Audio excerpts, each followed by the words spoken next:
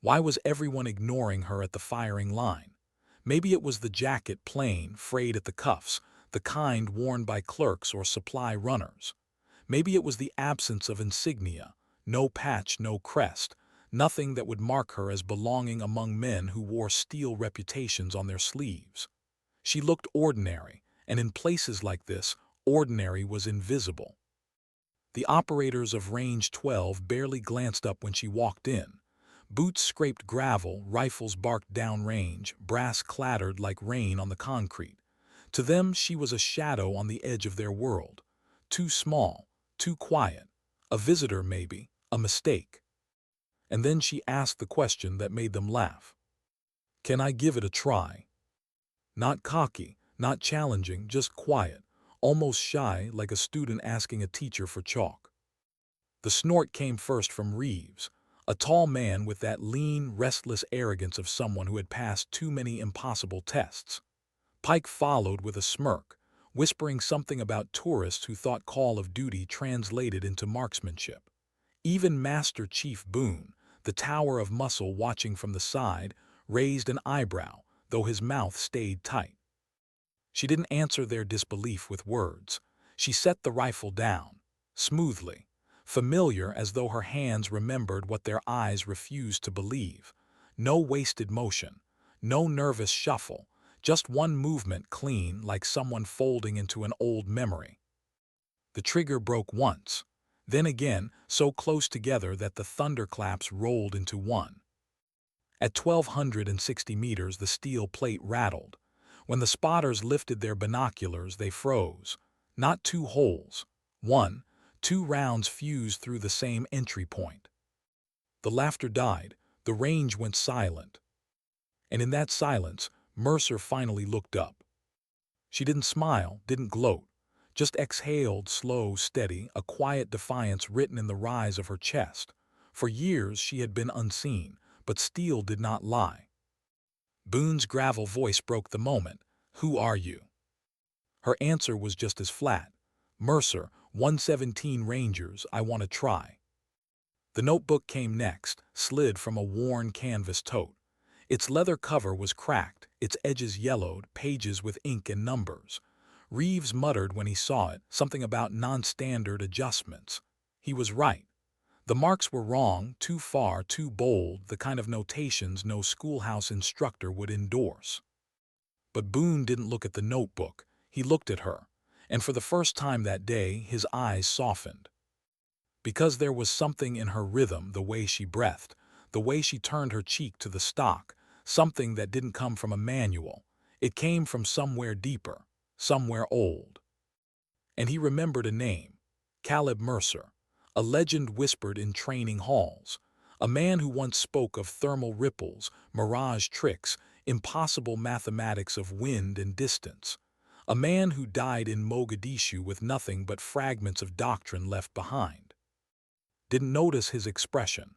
She only reset the rifle, hands trembling faintly but not from recoil, trembling because she had allowed herself for the first time in years to stand in the open, to be seen. The steel door at the far end slammed open. Lieutenant Commander stormed in, headset dangling around his neck. Urgency was etched in every line of his face. He didn't waste words. Hostage situation, province, Americans, fortified compound. He dropped a folder onto the table. Photos, maps, a red circle around a compound in the mountains, 7 drawn like knives. "They've upgraded jamming," said. "We can't get drones through. We need a counter-sniper, someone who can build a corridor." All eyes turned to her. His hand brushed the leather notebook, her knuckles whitening. Her voice trembled for the first time. "What's his name?" Hesitated. "They call him the Watchmaker." The syllables landed like stone on glass. His breath hitched. The folder slid open, and the photo inside bled into memory. A cobblestone street, her mother collapsing, blood pooling beneath her head. A note pinned to her chest, 800 meters, signature shot. The scar inside's chest throbbed. The Watchmaker wasn't just a name. He was the phantom that had shadowed her family for decades. The bullet that ended her father in Mogadishu. The silence that swallowed her mother years later. And now, fate had written his name on the same mission briefing. Her past was no longer a memory. It was alive, waiting in the mountains. Boone's silence stretched heavy as lead. He had seen arrogance, talent, bravery, but what he saw now was different. Her voice wasn't about glory. It was about vengeance, buried, disciplined, restrained, but burning. When the aircraft engines roared hours later, walked among SEAL operators strapping rifles across their chests. She carried the across her shoulder like a weight she had always borne. Her mask hung loose, her breathing already shallow with the storm inside her chest. Boone stopped her on the tarmac. His words were blunt. "You don't step into the valley. Coordination only. My job is to keep this clean. You lead the marksmen, that's it." Her reply was calm, but her pulse hammered. "Then I'll take them through the corridor." The C-17 swallowed her into its hold, steel echoing with chains and boots. Operators checked gear in silence, but all she heard was her father's voice in memory. The impossible shot is often the one you don't take. The notebook sat in her lap, open to pages marked with equations no one else understood. Caleb Mercer's handwriting, bleeding across time. She traced a line with her finger, felt the tremor in her shoulder. She wasn't here to prove herself anymore. She was here to end something. Outside, night swallowed the runway. Jet blasts scattered dust like ash. And somewhere in the mountains ahead, the Watchmaker waited. Her breath slowed, her eyes closed. The drop light above the ramp turned green. And Mercer stepped into the void. How do you keep breathing when the sky is falling? Wind shredded past her body, tearing at every strap, every loose seam until she felt weightless, suspended in a void with only her heartbeat left to count the seconds. The altimeter blinked, digits falling too fast, too steady, and yet she did not panic. Not yet. She pulled the mask tight. Oxygen rasped in her ears like a second heartbeat. Darkness stretched beneath her, jagged ridges rising like the teeth of some ancient beast. Somewhere down there, hidden in shadow, the Watchmaker waited. The green light of the ramp burned behind her eyes even as it vanished. There was no turning back. At 4,000 meters, she cut the chute. The canopy snapped above, lines jerking against her bruised shoulder. The pain tore a sharp gasp from her lungs, but she forced it down, forced her mind into rhythm. Drift sideways. Hug the stay below radar. Boone's voice crackled faint in her ear. Steady and low. Thermal inversion in 20 minutes. That's your window. Use it. She angled her chute into the slope, boots skimming treetops before she released, rolling into dirt. The ground met her hard. The rifle case slammed against her hip. She bit back a cry. Dust coated her tongue. For a moment she lay still, listening. The night was too quiet. Then she crawled forward. The valley bloomed in her optics. 7 heat signatures, bright against the green wash, crouched across the ridges. Predators waiting. Each one covering the compound below. Each one part of a killing ring designed to cut men like her to ribbons.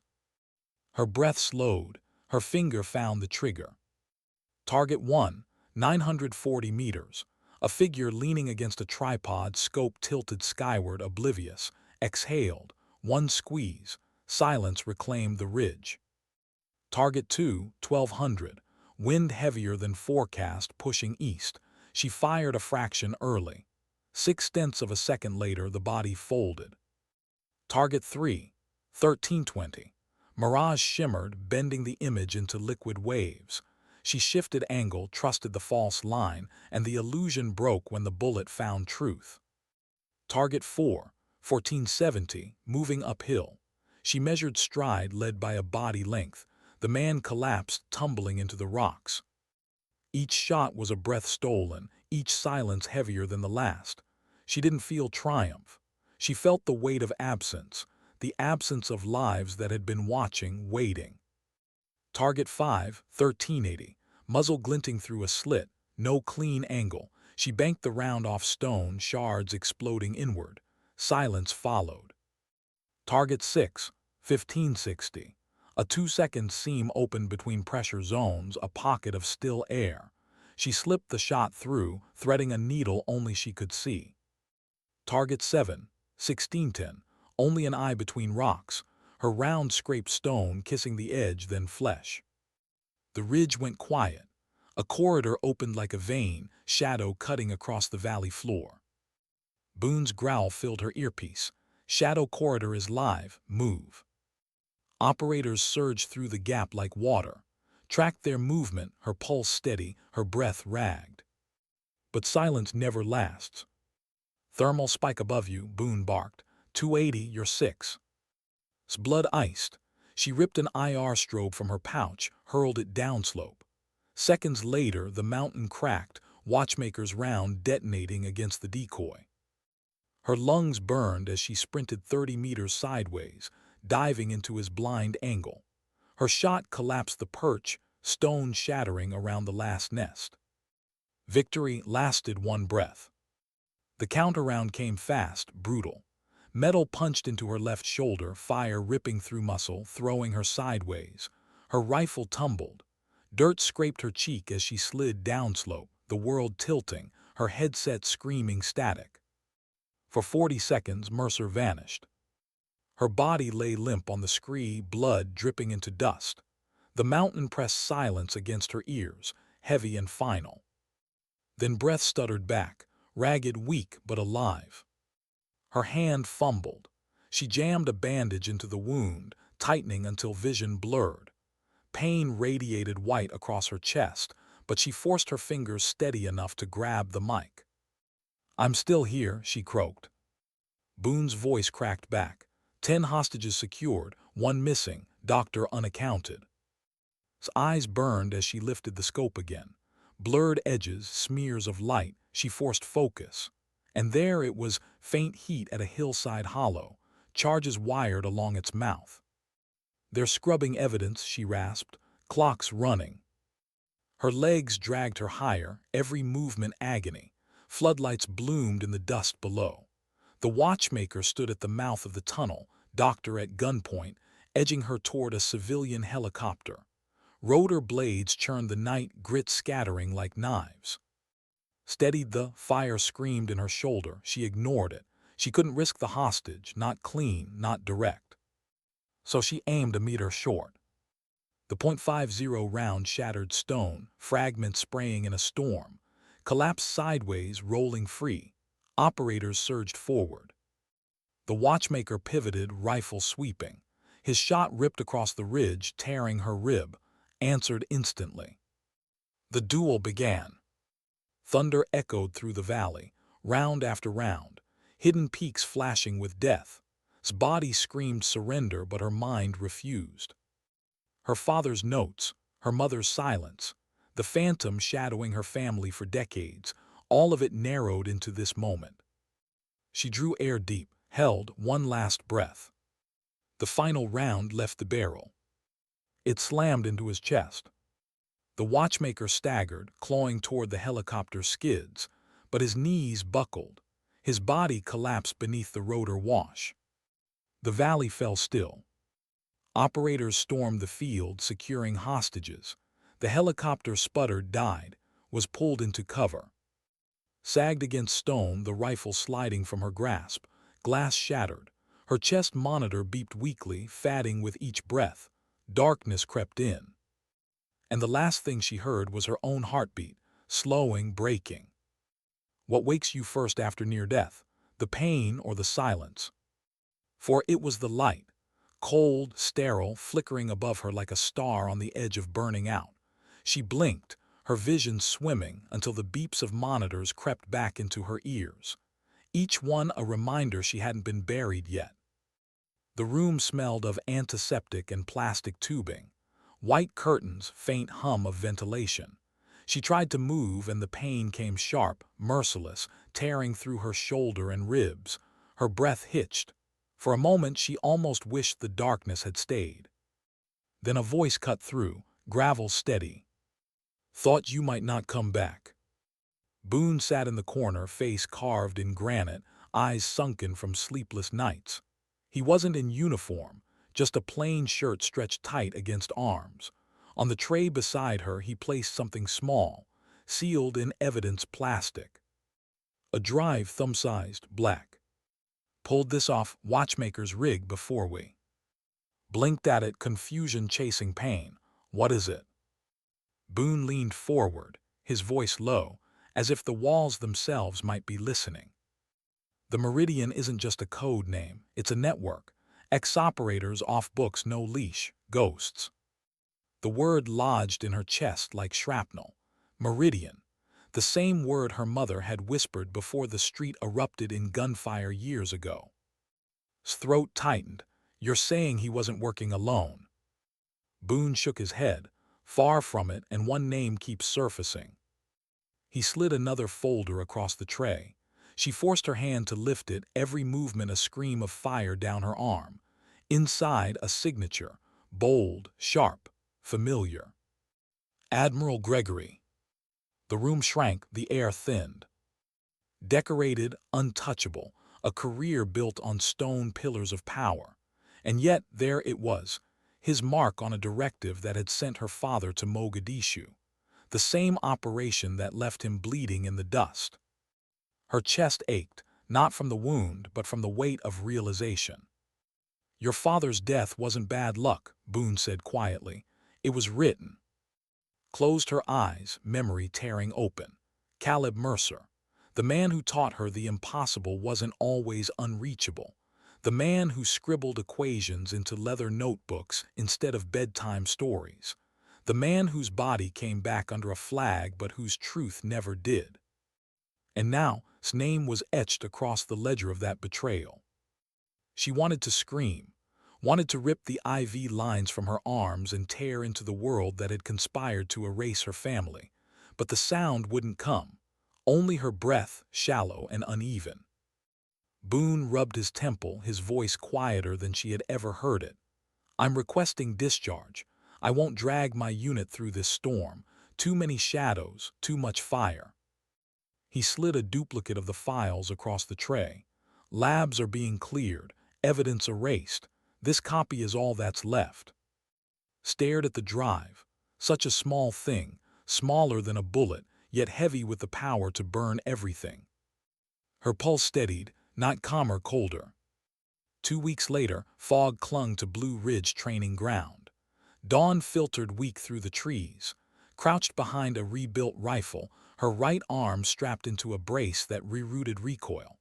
Her shoulder couldn't carry the weight anymore, so she adapted. Always adapt. 600 meters out, a steel plate waited. The wind gusted strong, snapping branches overhead. Reeves stood at the spotting scope, whistling. Half-minute of angle, dead center in this wind. That's ridiculous. The crack rolled downrange. Steel rang once, twice, again. Lowered the rifle, flexing her wrapped shoulder. It's not about killing anymore, she muttered. Reeves frowned. Then what is it? She looked down at Caleb Mercer's notebook, pages worn thin from decades of hands. She ran her fingers across the lines. In D.C., I don't shoot people, I shoot reactions. The words settled between them, heavier than the rifle. Days later, Washington, the Senate building. Barricades, magnetometers, agents with eyes sharp as knives, scheduled to appear behind closed doors. Moved among them in crisp uniform, visor down. Capitol Police SRT, credentials cloned to perfection. No hesitation at checkpoints, no stumble. She was one of them until she was. At Echo Post, a handheld scanner blinked red. Secondary verification. One of his guards narrowed his eyes, fingers grazing his radio. His pulse slowed, steadied.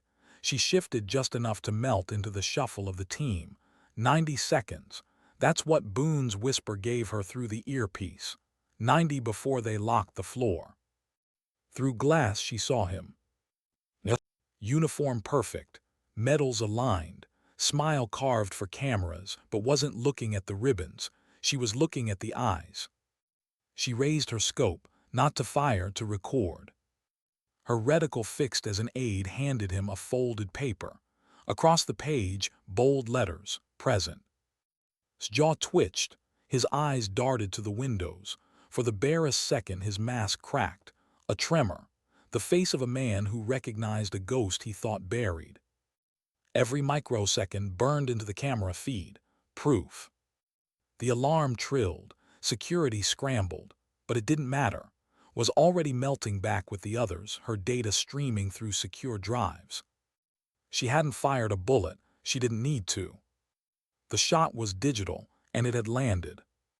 That night the files spread like wildfire through encrypted channels, to two senators with reputations for independence, to a journalist who had survived lawsuits, to a DOJ contact with scars of his own. Each packet carried the same subject line, Meridian, reaction log plus ledger. No flare, no noise, just evidence. Within hours, phones rang without pause, committees buzzed. His office everything, but denial couldn't erase his twitch, his silence, his recognition. The ripple had begun, and nothing could stop it. Boone watched the news from a rented room, hair unshaven, eyes bloodshot.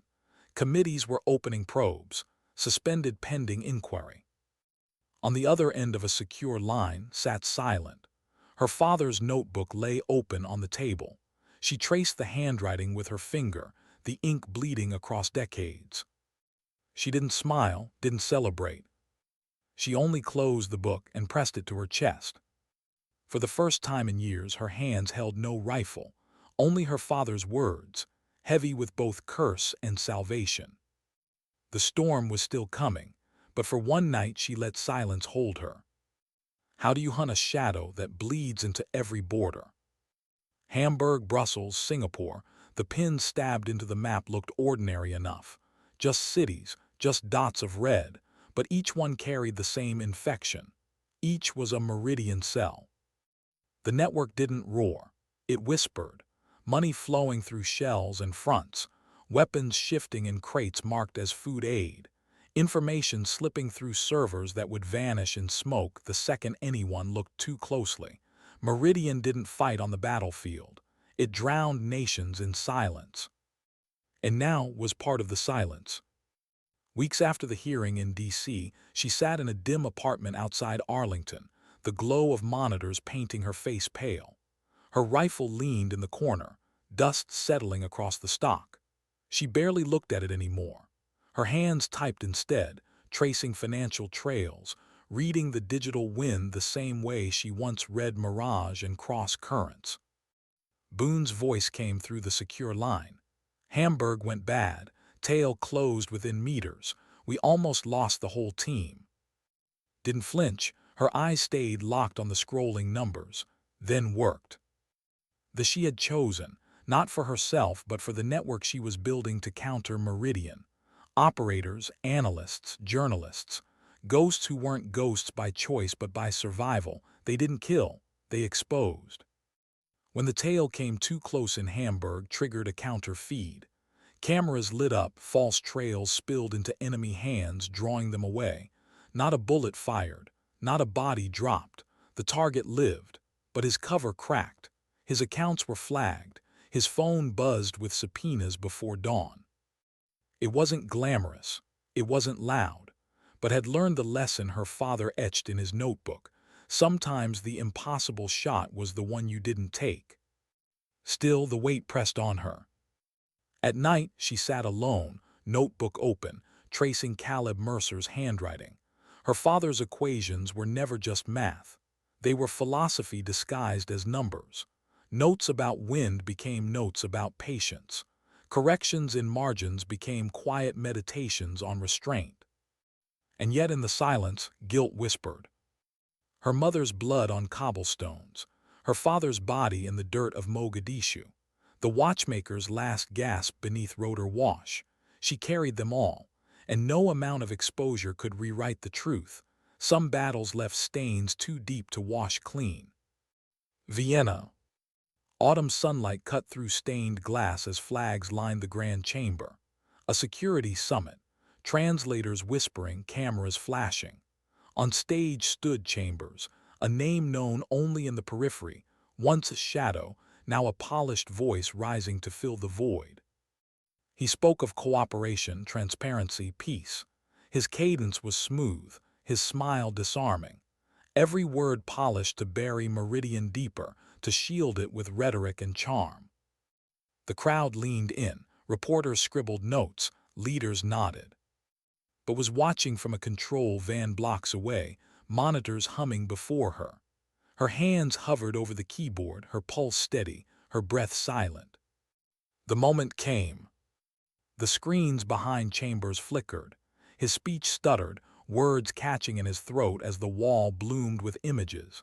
Ledgers, transfers, payments to shells in Cyprus, signatures linked to stolen data streams. Every secret Meridian had buried under layers of silence now screamed across 20-foot screens. The chamber erupted. Flashbulbs burst like gunfire. Security scrambled. Chambers froze, sweat beading down his temple, lips stammering with no script to hide behind. Whispered to herself, "No bullet, just truth." The strike was bloodless but devastating. That night cells across 3 continents lit up, servers seized, accounts frozen. Politicians who once whispered Meridian's name now fled from it. The shadow was breaking apart, not with explosions, not with raids, but with exposure. And yet felt no triumph. She sat in the van long after the feed cut, staring at her reflection in the darkened screen. Her own eyes looked foreign, sharper, harder. She thought of the girl who once stepped onto range 12 and asked, almost shyly, "Can I give it a try?" That girl was gone. Now there was only.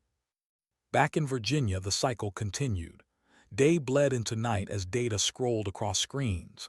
Ledgers, maps, ciphers, read them like wind currents, hidden truths inside noise. Her phone buzzed once, encrypted ping. Boone's voice came through, ragged. "They're burning evidence faster than we can grab it. Each site self-terminates. Every lead turns to ash." Closed her eyes, she could see it. Servers collapsing into smoke, paper trails igniting, men and women disappearing into silence. "Then we change the rules," she whispered. A pause to what? She opened Caleb's notebook, flipping to a page where her father had once underlined a single phrase. "Patience is the shadow that outlasts the storm." She traced the line with her finger. "We don't chase them, we let them choke themselves, we watch." Her words were steady, but her chest ached, because watching meant waiting, and waiting meant carrying the weight of those still buried by Meridian silence.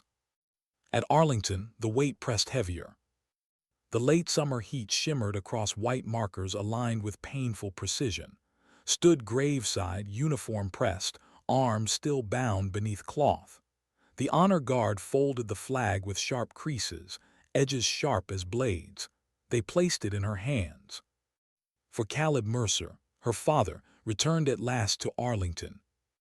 No speeches, no applause, just rifles cracking their volleys into sky. Pressed the flag to her chest, and for one moment she allowed herself to break. No sound escaped. Only a tear caught on her cheek, wiped quickly before anyone could see. Boone stood at attention beside her, jaw locked, eyes fixed forward. He didn't speak. He didn't need to. The silence said enough. That night back at her table opened the notebook again, pages filled with her father's handwriting, equations, notes, memories. She added her own line at the bottom margin, her hand trembling but steady enough to write. "No bullet, just truth." The words blurred as she set the pencil down. And for the first time, she believed them. But even as she closed the notebook, even as she let her breath settle, she knew the storm hadn't ended. Meridian wasn't dead, only cornered. And cornered enemies are the most dangerous of all. How long can you watch shadows before they notice you watching? Hamburg had nearly broken Boone. A tale too close, too skilled, weaving through alleys until he felt breath at his neck. Brussels was worse, servers igniting seconds before breached the shell. And in Singapore, an entire building emptied in a single night, desks still warm, coffee cups half full, as if ghosts had walked out before dawn. Meridian was burning itself alive. Every cell touched went up in smoke.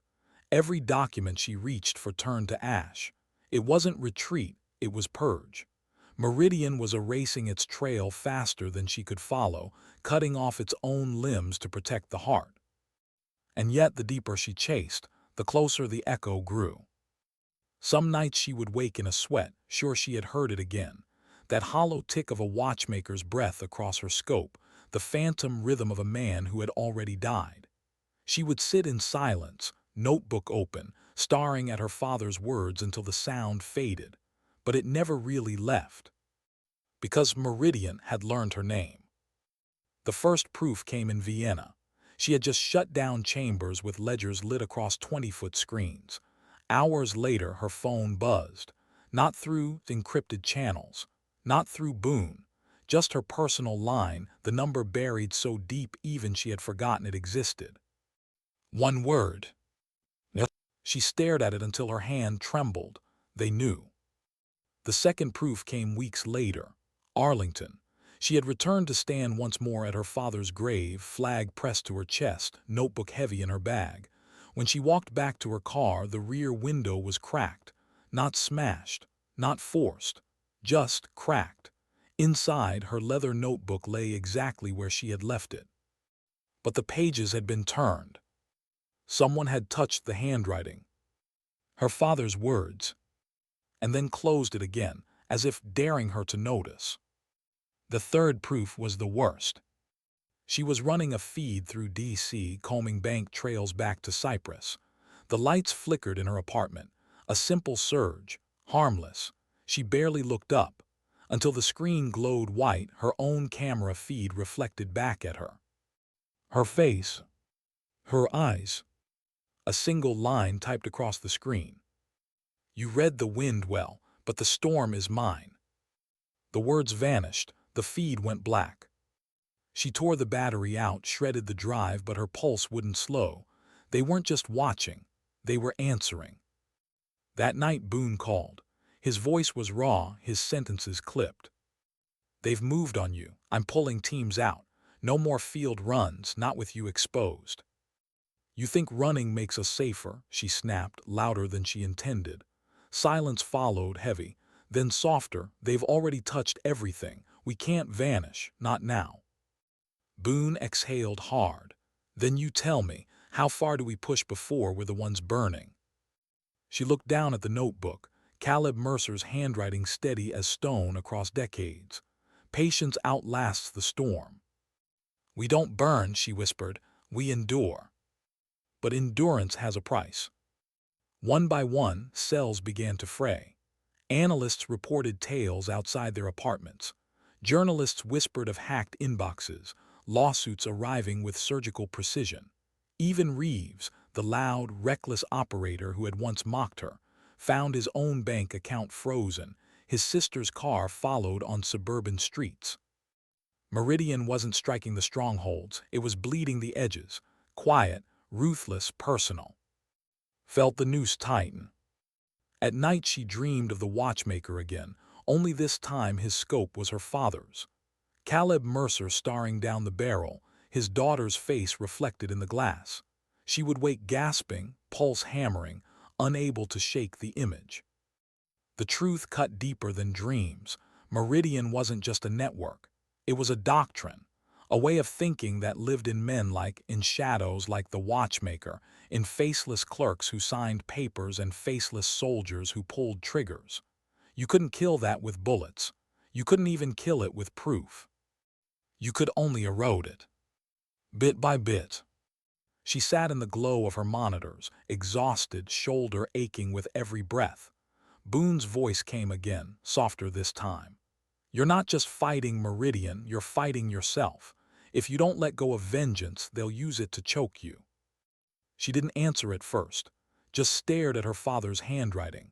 One phrase, faint in the margin, almost erased by time. The impossible shot is often the one you don't take. Her eyes stung. I'm not chasing vengeance, she said finally, her voice almost breaking. I'm chasing silence, the silence they left in me, the silence that took my parents. And she knew then, Meridian's greatest weapon wasn't fear. It was silence. The ability to bury truth, to erase memory, to make men like her father and mother vanish without trace. So she would break it, not with rifles, not with bombs, but with exposure loud enough to drown their silence. Still as dawn broke, felt the weight settle heavier. The shadows were closer, too close. Meridian had stopped running. Now they were circling. And for the first time, wondered if the storm she had chosen to endure might finally break her. What do you do when running is no longer an option? For the answer came at 3 in the morning. Her apartment was silent, save for the low hum of machines. Outside, fog curled over the Potomac like smoke. She sat cross-legged on the floor, her father's notebook open in front of her, staring at the same line she had traced 100 times. Patience is the shadow that outlasts the storm. But patience wasn't enough anymore. Meridian had stopped retreating. They were circling. They wanted her name, her face, her silence. And she realized if she waited much longer, she wouldn't just lose, she would lose herself. The only way forward was through. By dawn, her decision was made. She would go inside. Boone fought her on it.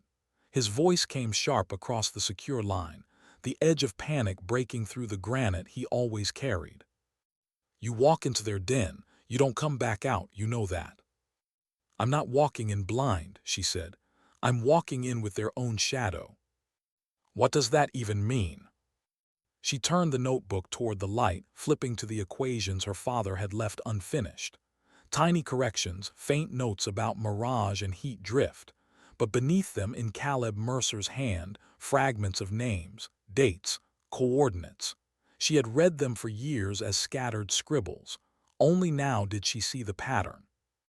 They weren't notes about wind. They were markers, Meridian's early steps, the breadcrumbs of a network that had been alive long before she even knew its name. Caleb wasn't just writing equations, whispered. He was tracking them, even when they tracked him. The silence on the line was heavy. Boone finally spoke, voice raw. You think you can finish what killed him? Her hand closed around the notebook. No, I think I can use it. 2 weeks later, Vienna again. Not the grand chamber this time, but a carved in marble and shadow where Meridian men gathered in tailored suits. Not soldiers, not operators, but architects. They spoke in whispers, moved with the confidence of men who had erased their own fingerprints long ago. Entered not as herself, but as wearing another mask. Her uniform crisp, badge forged, papers cloned down to watermarks. She walked with measured steps, the way she once drifted into sniper position, unseen until the trigger broke. Inside, the air tasted of tobacco and expensive whiskey. A table gleamed under low light, contracts spread like weapons. She didn't sit. She watched. Names floated across the air. Cities. Codes. She memorized every syllable, every flicker of expression. Her father had taught her to read wind. Now she read faces. The tick of a jaw, the tremor in a hand, the twitch of an eye. They thought she was one of them, and for a moment she almost believed it herself. Her earpiece hummed faint, Boone's voice low as a prayer. You're too close, pull out. But she couldn't. Not yet.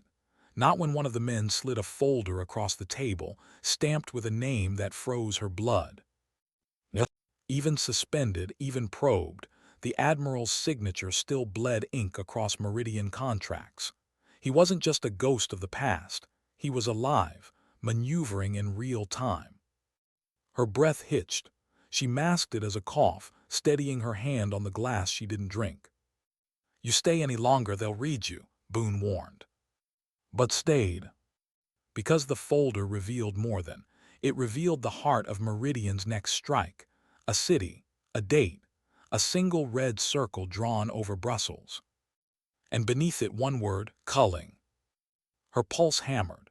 She lowered her gaze, feigning indifference, while her mind burned every detail into memory.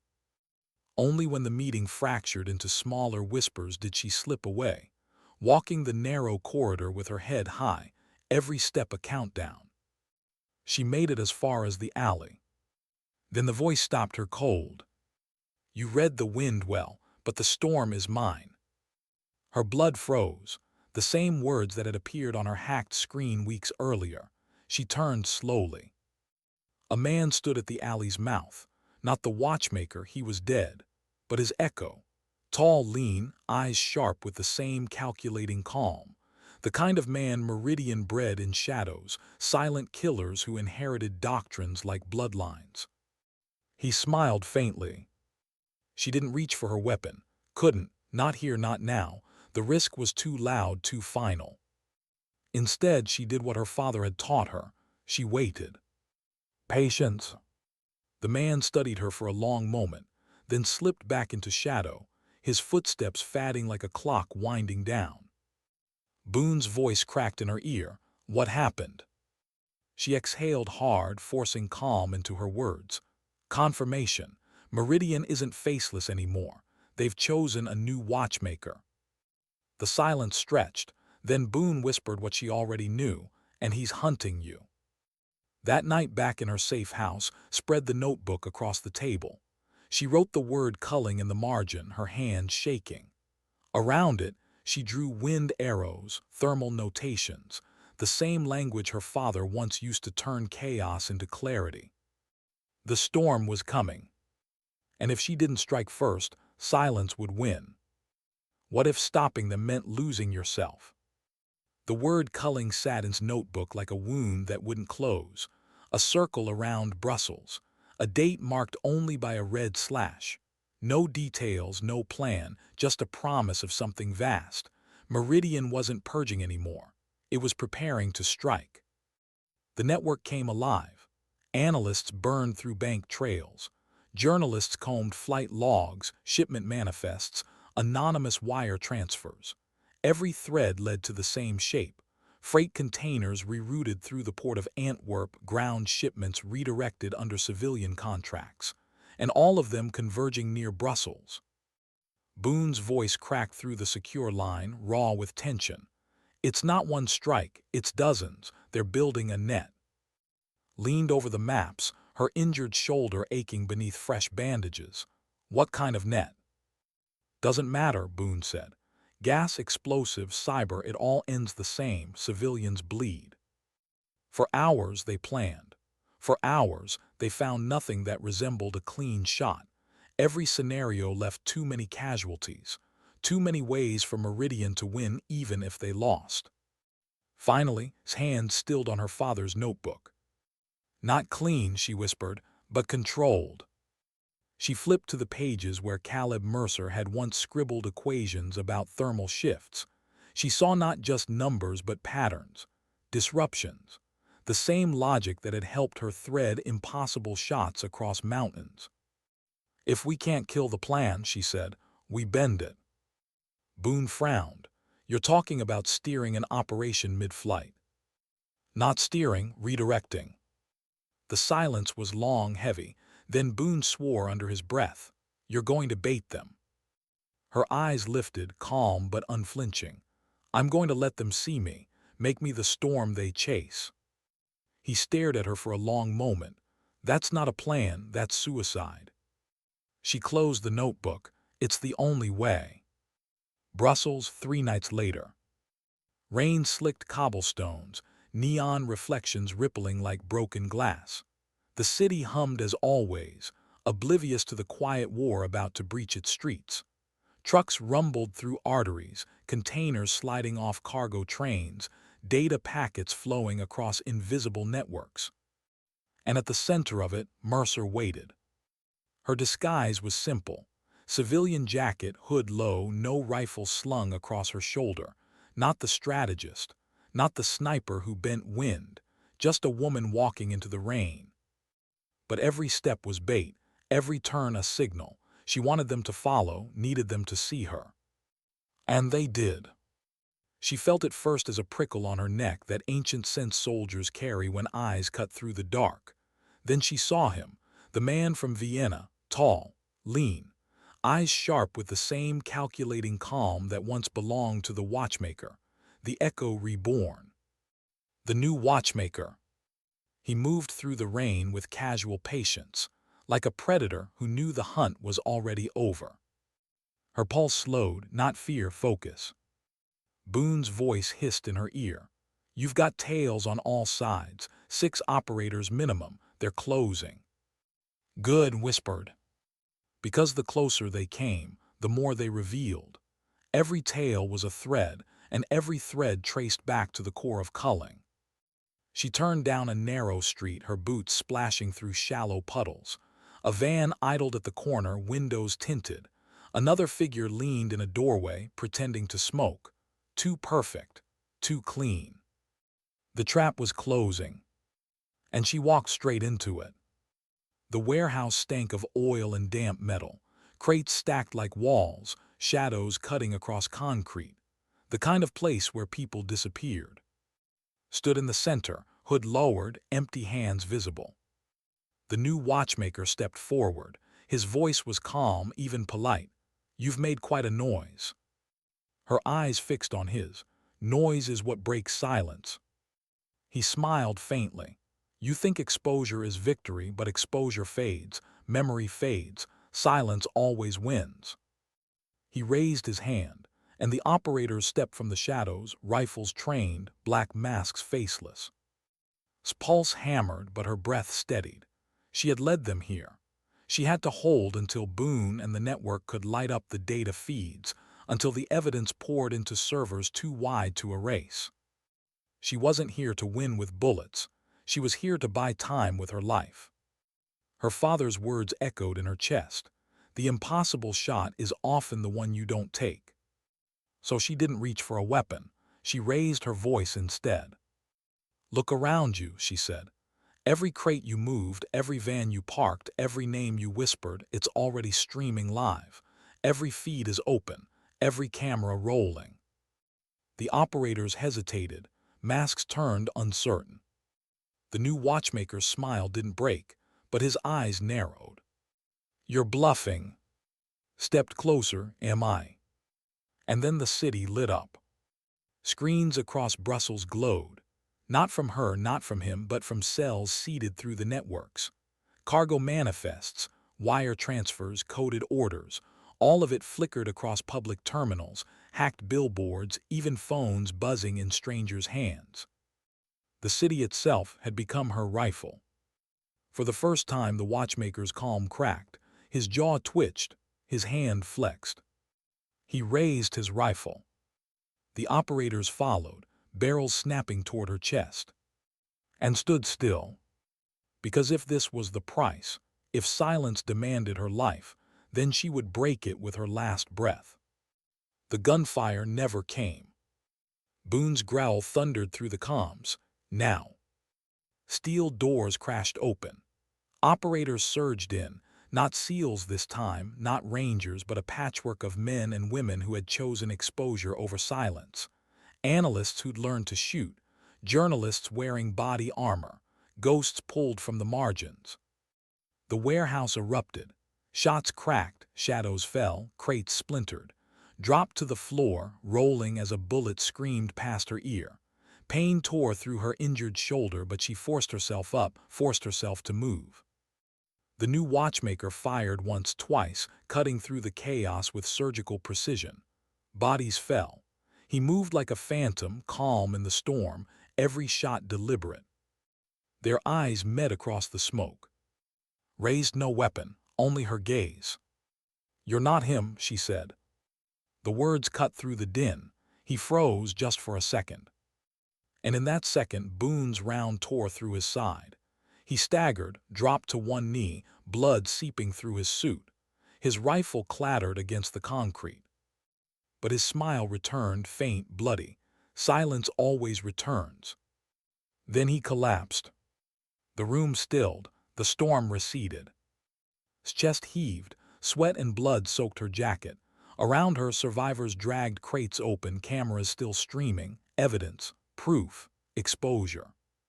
She sank to her knees, the notebook pressed to her chest. Caleb Mercer's handwriting burned in her mind. For years she had chased vengeance. Tonight she had chosen something harder. Restraint. No impossible shot. Just truth. What does victory feel like when it costs more than it gives? For Mercer, it felt like silence. Not the suffocating silence Meridian had used to bury people, but a quieter one. A stillness after chaos. The kind that settled when the gunfire stopped and the echoes had no place left to hide. The warehouse in Brussels was empty now. The bodies gone, the crates hauled into evidence trucks, the survivors dispersed into shadows once more. Only the stains on the floor remained, dark patches of blood that no mop would ever truly erase. Sat on the loading dock, jacket torn, shoulder burning with every breath. The rain had stopped, but the air still smelled of smoke and rust. Boone stood beside her, arms crossed, face unreadable. He had lost men tonight. Good men. Wasn't a military unit, but it had bled like one. He finally spoke, voice low. We lit them up. Meridian won't recover from this. Not soon, not clean. Didn't look at him. Her eyes were fixed on the city lights beyond, shimmering faint through the fog. And yet somewhere, someone's already rewriting the ledger, already planning the next storm. Boone sighed heavy. Maybe, but you gave people something they can't erase, proof, memory. She pressed Caleb Mercer's notebook against her chest. Her father's words had survived every storm. Tonight, they had guided her to restraint when vengeance begged louder. And for the first time, she believed restraint could matter. Weeks later, Virginia. Range 12, the place where it had begun. The air was crisp, trees just beginning to turn with autumn. Stood alone at the firing line, a rebuilt gleaming beneath pale sunlight. The rifle felt lighter now, less a burden, more a reminder. Reeves watched through the spotting scope, whistling low. Wind's tricky today, mirage unstable, half a minute off easy. Lowered her cheek to the stock, her breath steady. The trigger broke clean. The steel rang out across the valley, once, twice, 3 times. Reeves chuckled, shaking his head. You don't miss, do you? She didn't answer. She lowered the rifle, her eyes distant. Boone approached from behind, binoculars hanging loose at his chest. His expression was unreadable. After all this, he asked quietly, what do you choose? Lifted her gaze from the rifle, her voice steady, her eyes calm. I don't shoot people anymore, she said. Her hand rested on the notebook beside the weapon. I shoot truth. The words weren't bravado, they were a decision. For years, Mercer had been defined by impossible shots, bullets threading air and distance, vengeance carried on recoil. But now she understood. The impossible shot wasn't about pulling the trigger. It was about not pulling it. Washington, months later. The Senate chamber bristled with cameras, microphones, the restless buzz of history in motion. His name had become poison. Chambers' empire had crumbled. Meridian's ledgers had been carved open under light too bright to bury. And somewhere in the shadows worked still, quiet, careful, relentless. Didn't sit in those chambers. She didn't speak on television. She didn't claim victory. She worked behind the curtain, letting others carry the weight of words. Her role wasn't to be seen anymore. It was to ensure silence never again smothered the truth. In the end, it wasn't about medals. It wasn't about vengeance. It was about memory. Her father's notebook sat on her desk, pages worn thin, margins filled not only with his equations but with her own notes. Beside them, one line underlined in pencil, faded but steady. The impossible shot is often the one you don't take. She traced it with her finger, breathing it in, and for the first time in years she felt peace. Not complete, not permanent, but enough. Arlington National Cemetery. Late afternoon light stretched long across rows of white markers, endless and aligned. Walked the quiet paths, boots brushing fallen leaves. She carried no rifle. Only the folded flag, still sharp-edged, still heavy. She stopped at Caleb Mercer's stone, the name etched deep. She laid the flag down gently, pressing her hand against the cool marble. "I finished it," she whispered. "Not the way you did, but the way you meant to." The breeze carried her words, soft as breath. She closed her eyes, and for once she didn't hear gunfire, didn't feel the weight of sights and scopes. She only felt silence. But this time, it wasn't silence that buried. It was silence that healed. Months later, somewhere else, another city. A screen flickered in a crowded. News anchors spoke of trials, indictments, networks dismantled. People barely listened, too busy with their coffee, their lives. But in the corner, a woman sat with a leather notebook, its pages filled with numbers and lines. She wasn't watching the news. She was listening to the wind outside, the rhythm of passing footsteps, the quiet truth that battles weren't over, only shifted. Her name wasn't spoken, her face wasn't known. But in the margins of history, Mercer had written her father's final lesson in her own hand. Sometimes dignity doesn't speak. It simply acts. And then it leaves the silence behind.